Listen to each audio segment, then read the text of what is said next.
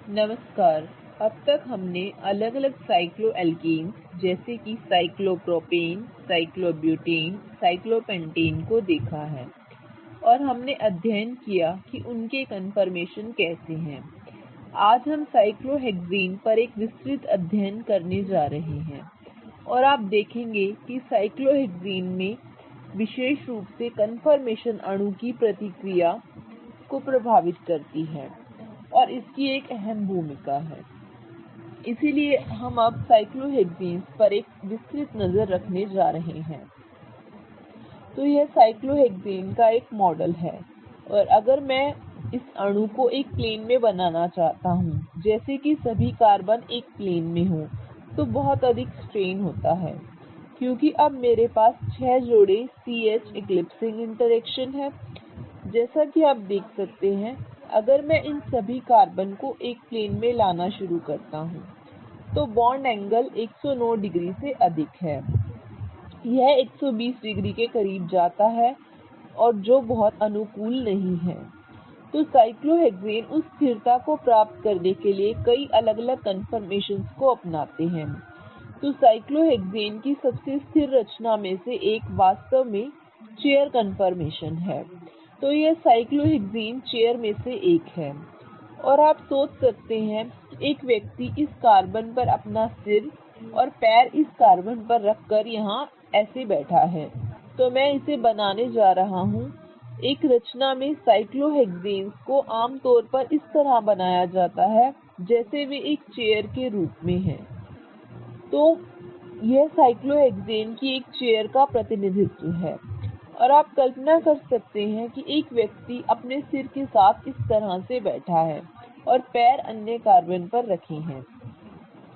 दूसरी तरफ मैं इस चेयर की एक संबंधित दर्पण छवि भी बना सकता हूं और जिसमें यही व्यक्ति इस तरह बैठे होंगे। मैं एक साइक्लोहेक्सेन चेयर पर सिर और पैर के रूप में संदर्भित करने जा रहा हूं, तो आपको पता लगेगा सिर और पैर चेयर पर एक दूसरे के विपरीत हैं। ठीक है, इसलिए अब हम यह देखने जा रहे हैं कि केमिस्ट वास्तव में कागज पर साइक्लोहेक्सेन का प्रतिनिधित्व कैसे करते हैं। तो 3D में अणु इस तरह दिखता है, लेकिन इस विशेष 3D फॉर्म को 2D पेपर पर मैं कैसे परिवर्तित करता हूं, यह सही ढंग से दर्शाया गया है। इसलिए अब मैं जो करने जा रहा हूं, मैं इस तस्वीर का उपयोग करने जा रहा हूं और मैं इस विशेष 3D संरचना को 2D रूप में परिवर्तित करने जा रहा हूं। अब जैसा कि आप देख सकते हैं, मेरे पास कार्बन 1, 2, 3, 4, 5 और 6 हैं। इसलिए अब अगर मैं कार्बन नंबर 1, 3 और 5 को देखता हूं, तो ये सभी कार्बन हैं जिनमें आप इन बॉन्ड्स को ऊपर की तरफ देख सकते हैं। इन कार्बन पर CH बॉन्ड ऊपर जा रहे हैं और 2, 4 और 6वें कार्बन के CH बॉन्ड नीचे जा रहे हैं।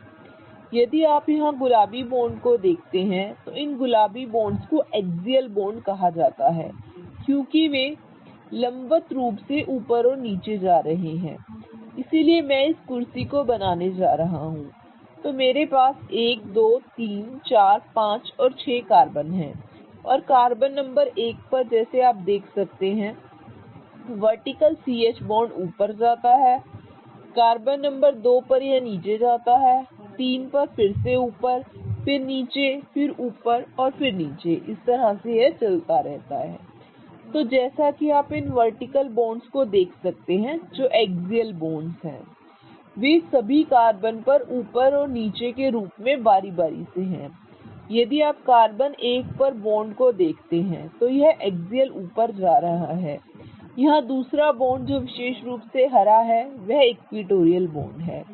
इसीलिए मैं यहाँ कार्बन नंबर 2 पर एक इक्विटोरियल बॉन्ड बनाने जा रहा हूँ। इसीलिए आपके पास इक्विटोरियल बॉन्ड है जो इस तरह से चल रहा है। तो मैं सभी इक्विटोरियल बॉन्ड्स को बनाने जा रहा हूँ। प्रत्येक कार्बन पर आपके पास एक एक्सियल बॉन्ड और एक इक्विटोरियल बॉन्ड मौजूद होता है। तो साइक्लोहेक्सेन का स्केलेटन इस तरह से दिखता है। अब बस इस मॉडल पर ध्यान दें। एक्सियल बॉन्ड ऊपर और नीचे जा रहे हैं जैसा कि हमने कहा कि वे बारी बारी से ऊपर और नीचे जाते हैं। इक्विटोरियल बॉन्ड भी ऊपर और नीचे जाते हैं। इसलिए यदि आप वास्तव में देखते हैं कि यह पहली कार्बन पर एक एक्सियल अप बॉन्ड है, यदि आप देखते हैं कि यह इक्विटोरियल बॉन्ड किस दिशा में जा रहा है, तो यह नीचे की दिशा में जा रहा है। तो प्रत्येक एक्सियल अप बॉन्ड के लिए एक इक्विटोरियल बॉन्ड डाउन होता है जो इसके साथ होता है। तो यह कार्बन नंबर 1, 3 और 5 पर है, जिसमें सभी एक्सियल अप और इक्विटोरियल डाउन है। दूसरी ओर यदि आप कार्बन नंबर 2, 4 और 6 को देखते हैं, तो हम कार्बन नंबर 2 पर पहले ध्यान देते हैं। कार्बन नंबर 2 में एक एक्सियल बॉन्ड नीचे जा रहा है, लेकिन यदि आप इक्विटोरियल बॉन्ड की दिशा देखते हैं तो यह ऊपर जा रहा है। तो 2, 4 और 6 में एक्सियल डाउन और इक्विटोरियल अप बॉन्ड है। ठीक है, तो अब मैं इसे फिर से बनाने जा रहा हूं ताकि मैं एक्सियल और इक्विटोरियल बॉन्ड को दिखा सकूं। इसीलिए मैं यहां कलर कोड करने जा रहा हूं। तो चलिए अपने एक्सियल समूहों को लाल बनाते हैं और अपने इक्विटोरियल समूहों को हरा बनाते हैं।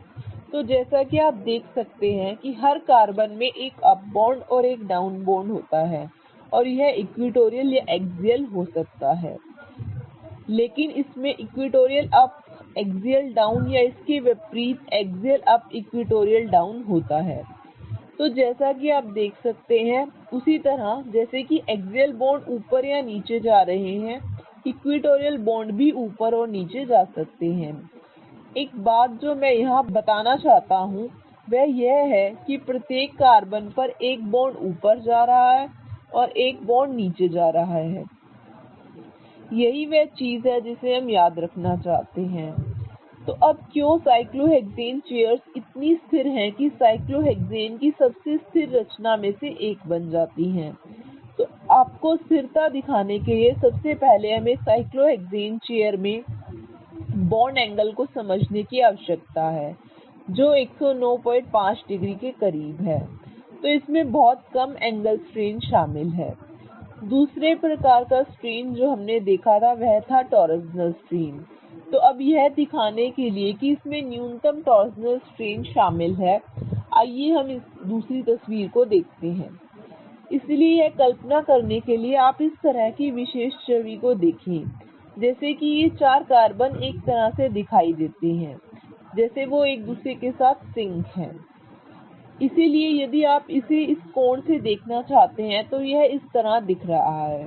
अगर मैं अब न्यूमैन प्रोजेक्शन बनाता हूं, तो आइए सबसे पहले सामने वाले और पीछे वाले कार्बन की न्यूमैन प्रोजेक्शन को बनाते हैं। इसीलिए याद रखें कि मैं केवल 4 कार्बन को देख पा रहा हूं, क्योंकि ये चारों एक दूसरे के साथ एक्लिप्स हैं। आप इन पिछले 2 कार्बन को नहीं देख सकते हैं। तो जैसा कि आप इस विशेष रूप से देख सकते हैं, जो चेयर कन्फर्मेशन है इसमें कोई इंटरेक्शन नहीं है, जैसे कि कभी भी 2 हाइड्रोजन या 2 कार्बन हाइड्रोजन बॉन्ड एक दूसरे के साथ एक्लिप्स नहीं करते हैं, तो कोई एक्लिप्स इंटरेक्शन नहीं होती है और पूरी कन्फर्मेशन स्टैगर्ड कन्फर्मेशन की तरह हो जाती है, जिसके परिणाम स्वरूप कोई टॉर्सनल स्ट्रेन नहीं होता है और चेयर कन्फर्मेशन साइक्लोहेक्सेन के सबसे स्थिर कन्फर्मर्स में से एक बन जाती है। तो अब हम विस्तार से साइक्लोहेक्सेन चेयर को देखते हैं। तो यह चेयर्स में से एक है, लेकिन जैसा कि हमने बात की, इसकी दर्पण छवि भी चेयर की एक और संभावना है। तो यह भी उसी अणु के अन्य संभावित चेयर्स में से एक है। वास्तव में साइक्लोहेक्सेन के पास कई कन्फर्मेशन हैं, जिनमें से ये 2 चेयर्स एक दूसरे में बदलती रहती हैं। तो कमरे के तापमान पर साइक्लोहेक्सेन एक विशेष चेयर कन्फर्मेशन में स्थिर नहीं रहने वाला है, लेकिन यह लगातार ऐसे चलता रहता है कि ये 2 चेयर्स आपस में बदलती रहती हैं। तो मैं आपको यहाँ मॉडल की मदद से दोनों चेयर्स दिखाने जा रहा हूँ। तो यह चेयर्स में से एक है और फिर इसकी दर्पण छवि यह विशेष चेयर होगी। इसीलिए उदाहरण के लिए जैसा कि आप देख सकते हैं, ये दोनों चेयर्स लगातार कमरे के तापमान पर एक दूसरे में बदलती रहती हैं, लेकिन यह उन समूहों के ओरिएंटेशन को कैसे प्रभावित करता है जो साइक्लोहेक्सेन से जुड़े होते हैं। इसीलिए मैं यहाँ एक समूह बनाता हूँ। हम केवल हाइड्रोजन्स में से एक को बनाने जा रहे हैं, क्योंकि मैं उन सभी को बनाने से यह साफ नहीं दिखेगा। ठीक है, तो चलिए इस विशेष हाइड्रोजन को देखें जो वर्तमान में एक्सियल है।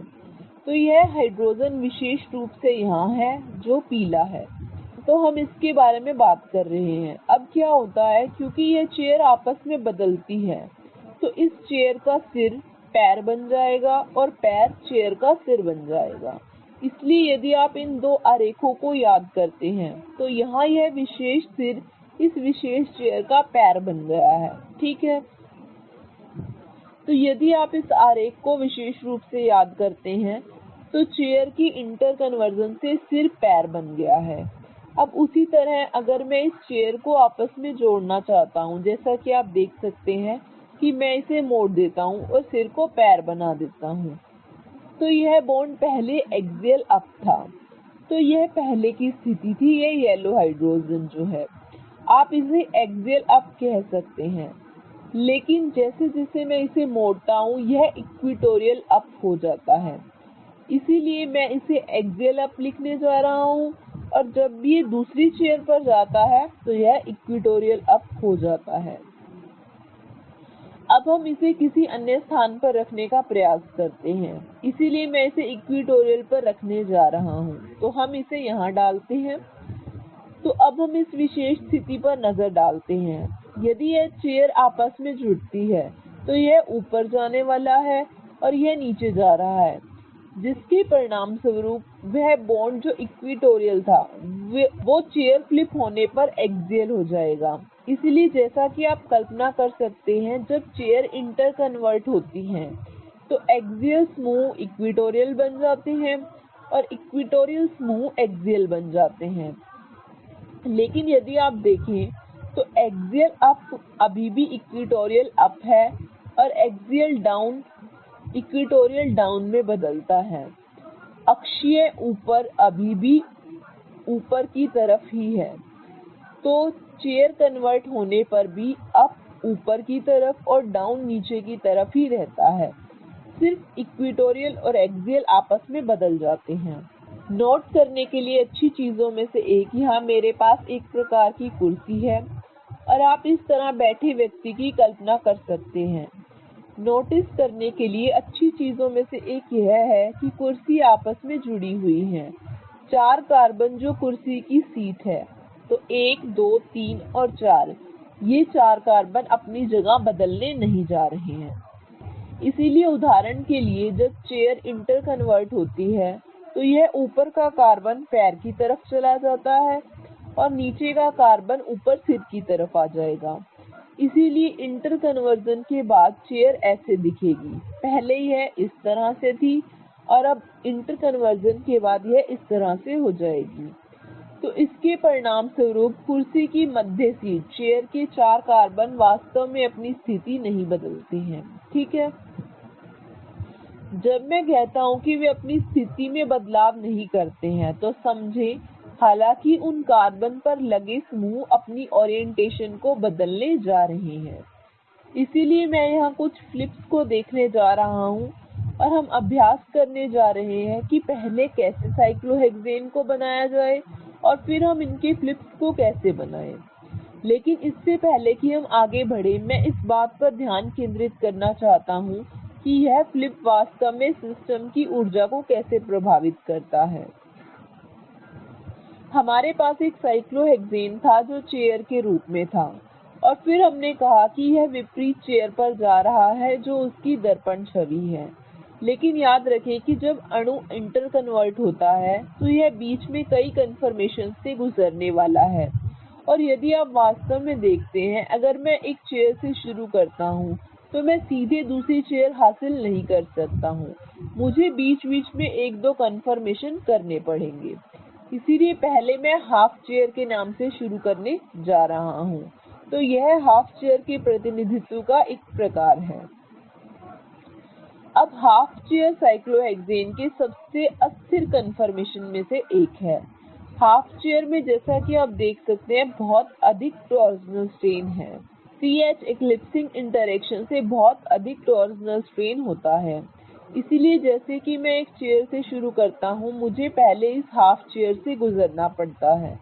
लेकिन हाफ चेयर साइक्लोहेक्सेन के सबसे अधिक ऊर्जावान रूपों में से एक है।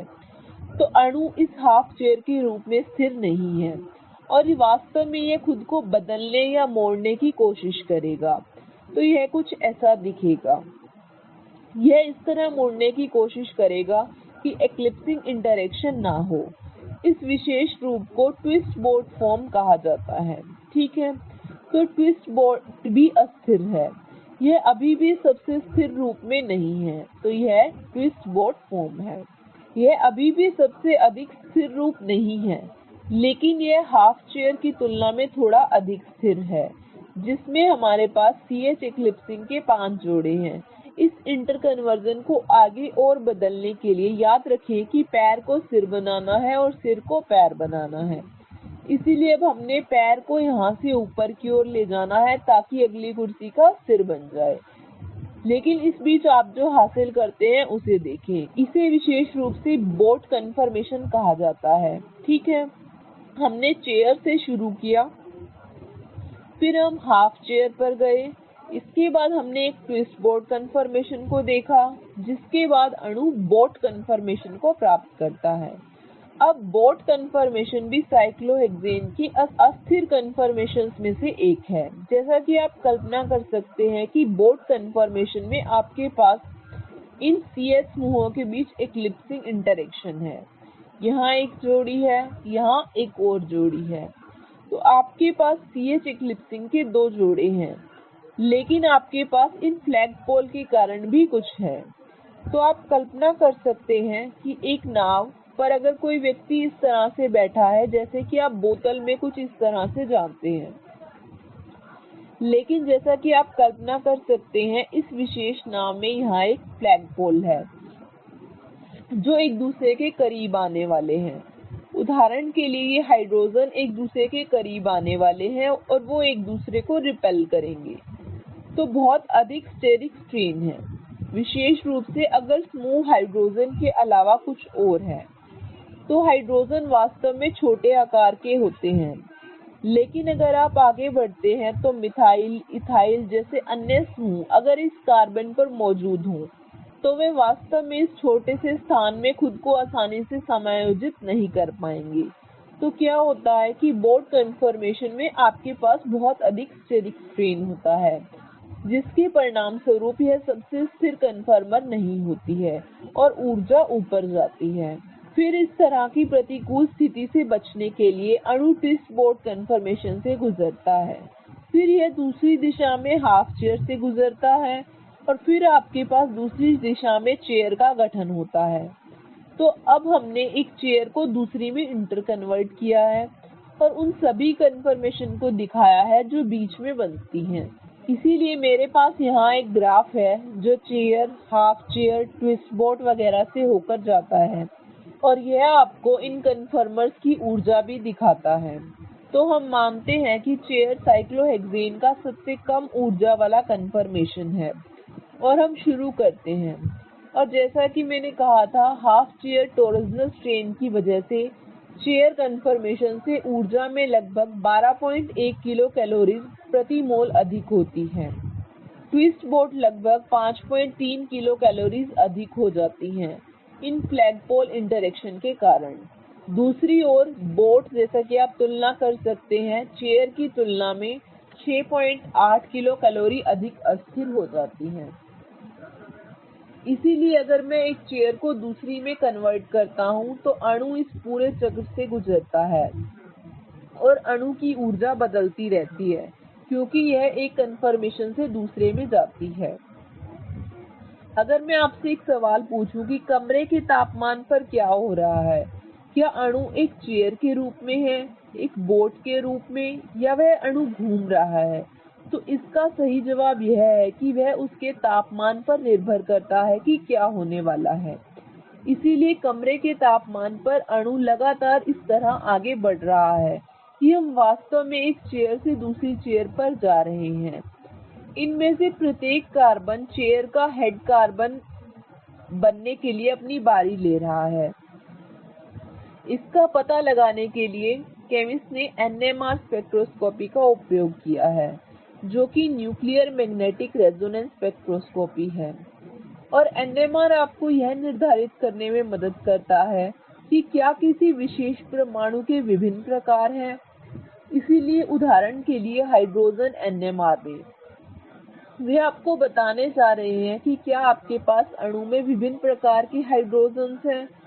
कार्बन NMR में वे आपको बताने जा रहे हैं कि क्या आपके पास अणु में विभिन्न प्रकार के कार्बन्स हैं। एक साइक्लोहेक्सेन के लिए जिसमें सभी कार्बन समान हैं, आप NMR में सिर्फ एक पीक को देखने की उम्मीद करते हैं।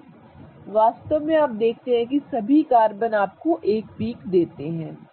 तो अब हाइड्रोजन के बारे में बात करते हैं। अगर मैं साइक्लोहेक्सेन के हाइड्रोजन NMR को देखना चाहता हूं, तो आदर्श रूप से मुझे दो पीक दिखनी चाहिए। जैसा कि हमने देखा कि एक्सियल बॉन्ड इक्विटोरियल बॉन्ड की तुलना में अलग हैं, वे उनकी तुलना में एक अलग वातावरण में हैं।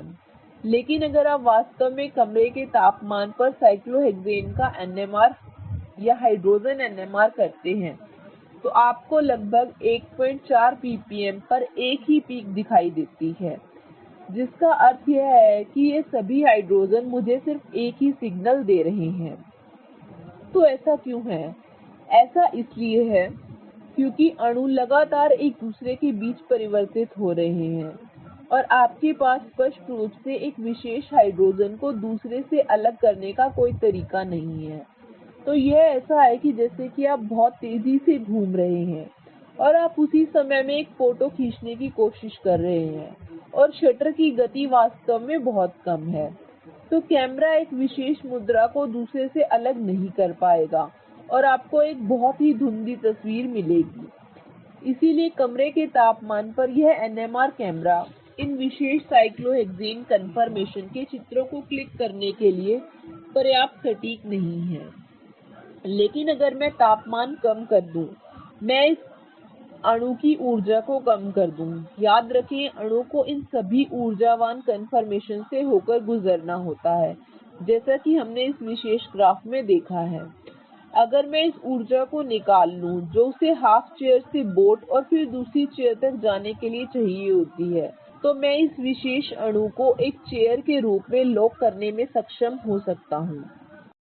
और एक बार जब यह अणु एक विशेष चेयर के रूप में लॉक हो जाता है, तो आप देख सकते हैं कि एक्सियल बॉन्ड इक्विटोरियल बॉन्ड से अलग होंगे।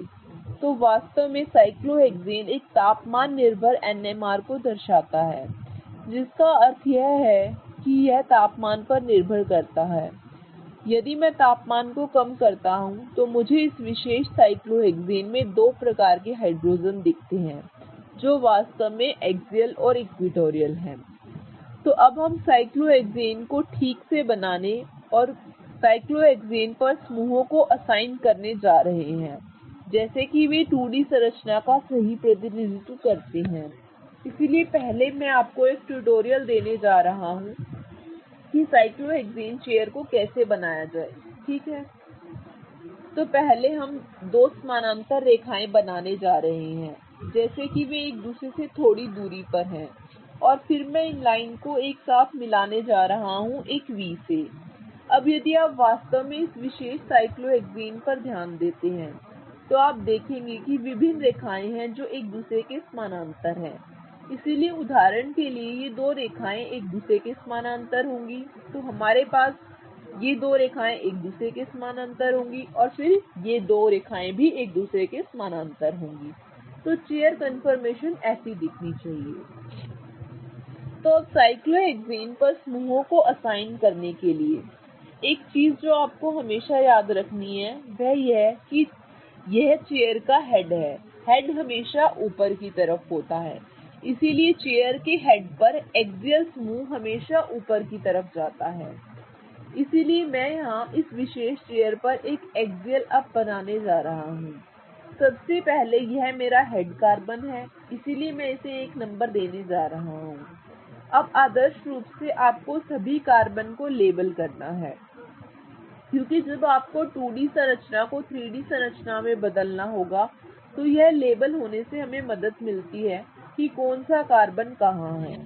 तो मैं यहाँ पर 1 2 3 4 5 और 6 कार्बन की संख्या दे रहा हूँ। आमतौर पर आप क्लॉकवाइज या एंटी क्लॉकवाइज जा सकते हैं, यह आपकी पसंद है, लेकिन फिर उसी दिशा का पालन करें।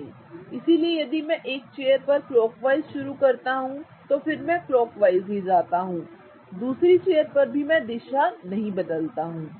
तो अब कार्बन नंबर 1 पर हमारे पास एक एक्सियल अप है। अब याद रखें कि अल्टरनेट कार्बन पर समान समूह होते हैं, तो कार्बन नंबर 3 और 5 में भी एक्सियल अप होगा।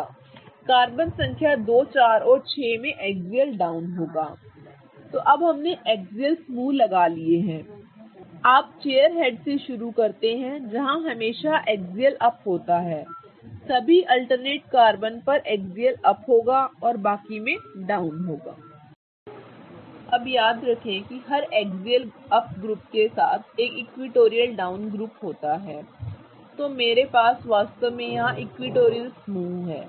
तो कार्बन संख्या 1 में इक्विटोरियल डाउन होगा, कार्बन संख्या 2 में इक्विटोरियल अप होगा, 3 में इक्विटोरियल डाउन, 4 में इक्विटोरियल अप और इसी तरह से चलता रहेगा। तो यह चेयर स्केलेटन ऐसा दिखता है। अब एक चीज जो मैंने हमेशा छात्रों को गलत करते देखा है वह है इन इक्विटोरियल समूहों की स्थिति। याद रखें कि इक्विटोरियल समूहों में एक बहुत ही विशेष ओरिएंटेशन है। तो यह विशेष बॉन्ड इस दिशा में जा रहा है, यह इस तरह या अंदर नहीं जा रहा है, तो यह इस दिशा में जा रहा है। तो आपको इसे इसी विशेष दिशा में बनाना चाहिए। तो यहाँ एक अच्छी चाल यह है कि अगर यह मेरी साइक्लोहेक्सेन चेयर है और यह इस विशेष कार्बन का एक्सियल अप है, अगर मैं इक्विटोरियल समूह के ओरिएंटेशन को देखना चाहता हूं, इसीलिए मैं अब केवल इक्विटोरियल समूहों को बना रहा हूं ताकि आपको देखना आसान हो। इसीलिए ये सभी कार्बन हाइड्रोजन बॉन्ड केवल इक्विटोरियल कार्बन हाइड्रोजन बॉन्ड हैं जो मैंने बनाए हैं। तो अब यदि आप इसे देखते हैं तो ये समूह 2 अंत कार्बन पर हैं, ये ऐसे हैं जैसे कि केकड़े के पंजे हैं। इसीलिए मुझे याद है कि वो 2 दिशाएं ऐसी हैं, वे एक केकड़े के पंजे की तरह दिखती हैं और ये 2 हाइड्रोजन इस लाइन के समानांतर हैं, वे उन नारंगी रंग की रेखाओं के समानांतर हैं जैसा मैंने दिखाया है। तो वह दिशा भी अब तय हो गई है। अब मैं वो रचना बनाने जा रहा हूं जो सही नहीं है, इसीलिए मैं उन सभी को लाल रंग में बनाने जा रहा हूं। तो आप याद रख सकते हैं कि आपको यह नहीं करना है। तो अगर यह कुर्सी है तो इस पर एक्सियल समूह नीचे नहीं जाता है, या यह इस तरह नहीं जाता है, या इस मामले में यह इस तरीके से नहीं जा सकता है। तो ये सभी इक्विटोरियल बॉन्ड के गलत प्रतिनिधित्व हैं। तो यह ऐसा कुछ है जो आप नहीं करना चाहते हैं, आप ओरिएंटेशन को सही बनाना चाहते हैं, क्योंकि यह विशेष परमाणु इस तरह से ओरिएंटेड है और यही वह जगह है जहां यह प्रतिक्रिया करने वाला है। तो यह जानना बहुत महत्वपूर्ण है कि इन साइक्लोहेक्सेन अणुओं को कैसे बनाया जाए। ठीक है, तो अब हम जानते हैं कि एक विशेष साइक्लोहेक्सेन कंकाल को कैसे बनाना है। अब हम समझते हैं कि मैं 2D संरचना को साइक्लोहेक्सेन चेयर में कैसे परिवर्तित करूं।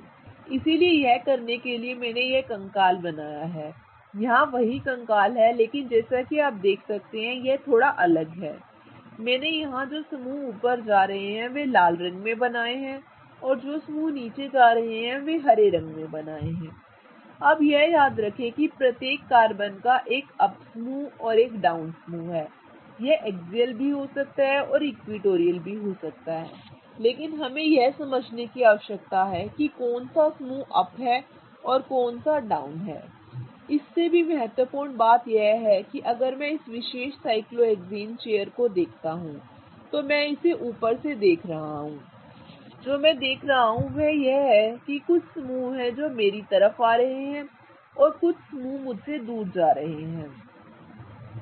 उदाहरण के लिए ये 3 समूह निश्चित रूप से मेरी ओर आ रहे हैं, फिर ये तीन समूह मेरी ओर आ रहे हैं क्योंकि ये ऊपर की ओर ओरिएंटेड हैं, जबकि ये तीन समूह इस कार्बन और इस कार्बन के नीचे की ओर हैं।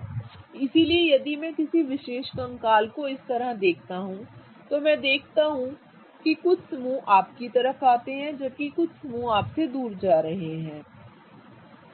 तो यह 2D संरचना को 3D चेयर संरचना में परिवर्तित करने में बहुत महत्वपूर्ण हो जाता है। मेरे पास यहाँ यह उदाहरण है जो क्लोरोमिथाइल साइक्लोहेक्सेन का है। अब इस विशेष उदाहरण में जैसा कि आप देख सकते हैं, मिथाइल समूह और क्लोरीन दोनों ही आपकी ओर आ रहे हैं। मुझे कैसे पता चलेगा कि वे दोनों आपकी ओर आ रहे हैं?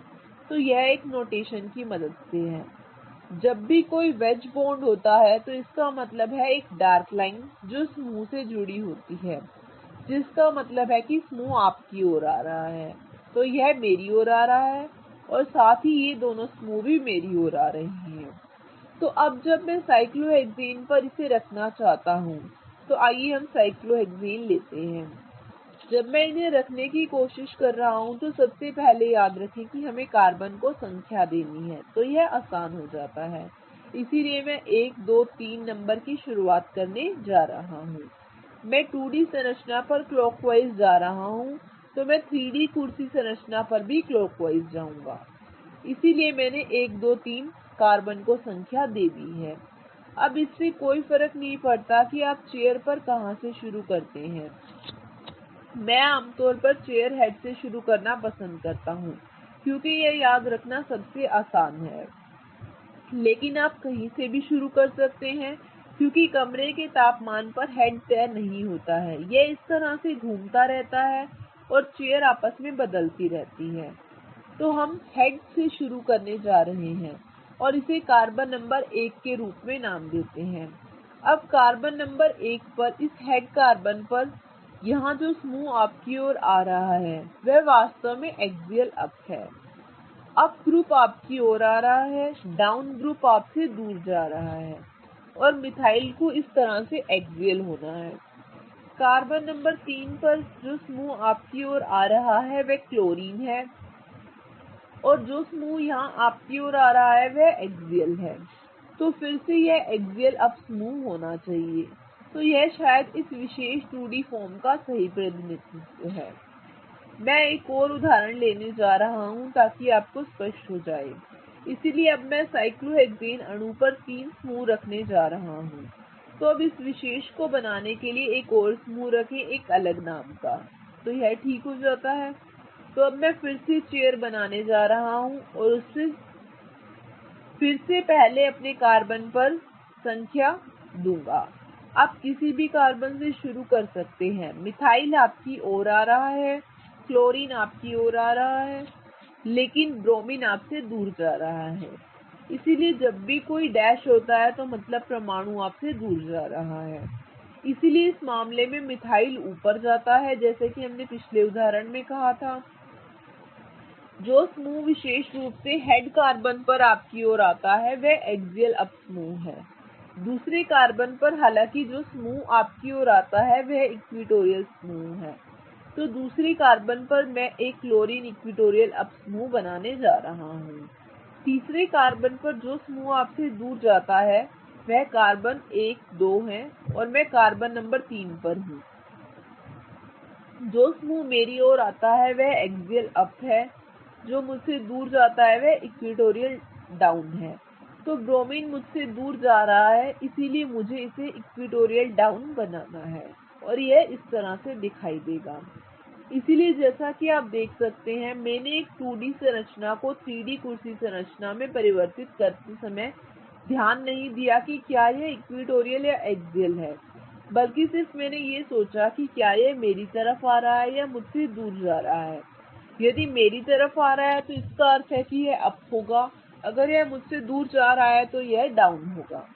इसीलिए अधिक बार मैं छात्रों को भ्रमित होते देखता हूं क्योंकि वे इक्विटोरियल को अप और एक्सियल को डाउन के रूप में जोड़ने की कोशिश करते हैं या इसके विपरीत जोड़ते हैं। तो हमें भ्रमित नहीं होना है। हमेशा यह सोचें कि क्या समूह आपकी तरफ आ रहा है या आपसे दूर जा रहा है। और उस कार्बन समूह में से जो भी आपकी तरफ आ रहा है वह एक इक्विटोरियल समूह हो सकता है या एक्सिस भी हो सकता है। आपको उस अणु को इस तरह बनाना होगा कि वे इस विवरण से मेल खाता हो, तो वह सही है। धन्यवाद।